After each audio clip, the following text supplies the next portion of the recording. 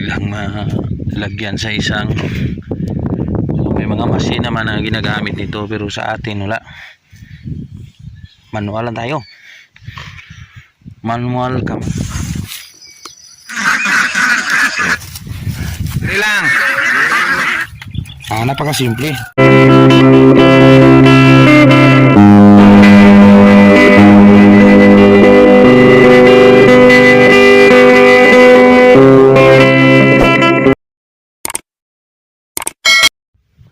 Sakto morning mga kasakto.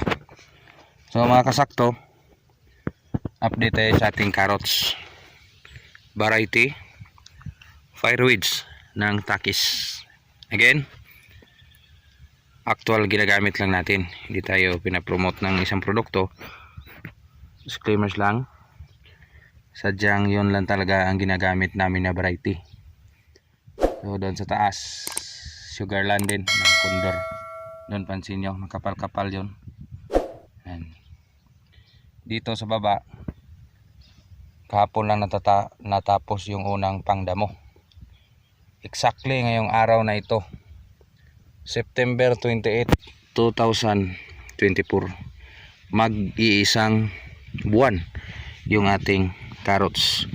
Again, first application fertilizer. Ganito lang si carrots, kunti-kunti na apply. So sa ibang lugar may alam din sila, pero respeto natin yun kasi iba-iba naman yung lugar, yung nakasanayan. Dito nakasanayan sa lugar namin is yung pagbigay pakain ng ating carrots. So again, ulit-ulit kong sabihin, yung ating tanim, hindi ko sang magsalita yan kung nagugutom ako, kakain ako. Hindi yan. Tayo yung may-ari, yung may alam kung anong kulang sa tanim. Tingnan nyo lang yung tanim kung anong kulang niya. Yan. Pansin nyo yan. Ito nagugutom yan, pakainin. Kung makapal yan sorry. Makapal yan, so kailangan ng oxygen. Doon makapal-kapal na yon, kailangan bunutin yan kung matanda na. Huwag kayong bubunot ng masikip kung maluwang naman yung kanyang distance. So again, ginagamit nating fertilizer synthetic commercial 2100 o yung sulfate, ammonium sulfate ang ating ginagamit. First application, first video ng ating carrots kung paano natin siya inalagaan. First application fertilizer.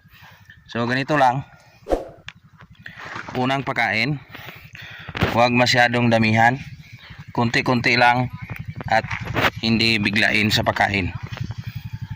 Unang pagkain na abono, kunti lang, 2100, at hindi na ito abonuhan ulit.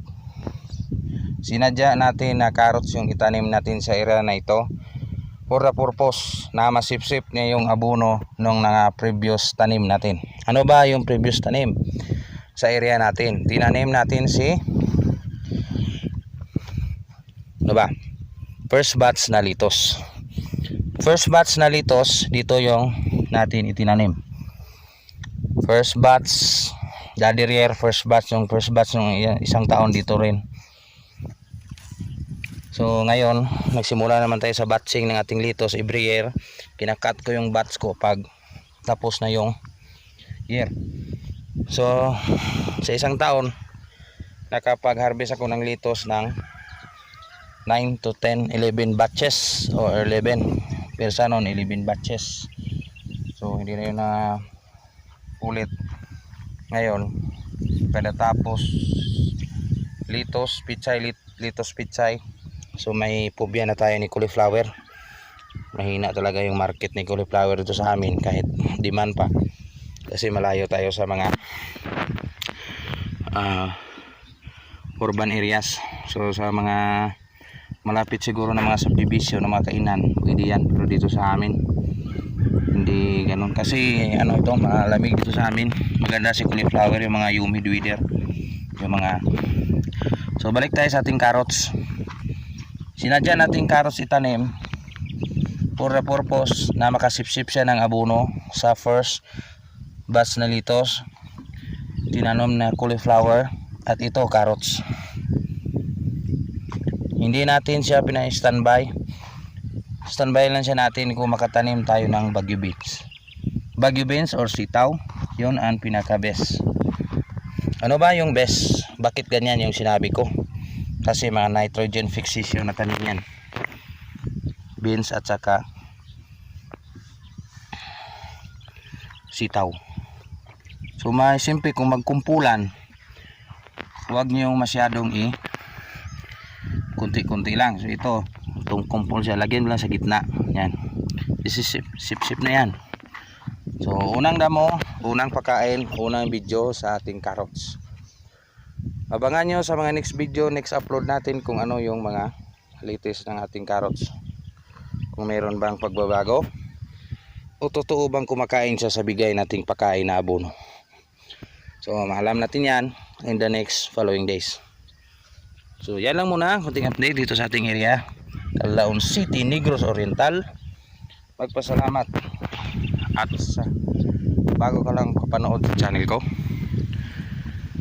isang mapagpalang araw sa inyo. Tira ni bagyo, 5 bagyo yung humagupit nito. Lumabas din siya. Linabanan niya yung 5 bagyo. Kasalukuyan may kasama pang bulkan Canlaon. So pilit pa rin tumatayo yung ating carrots kasi gusto niyang mabuhay. Inalagaan natin mabuti. Siyempre mag-response naman yung tanim na mabuti. Yan lang muna. Insakto TV. Salamat.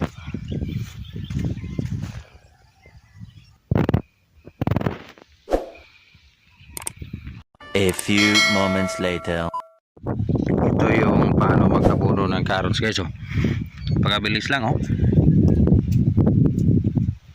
yan lang malagyan sa isang, may mga machine naman na ginagamit nito pero sa atin wala, manual lang tayo, manual kamay ginagamit.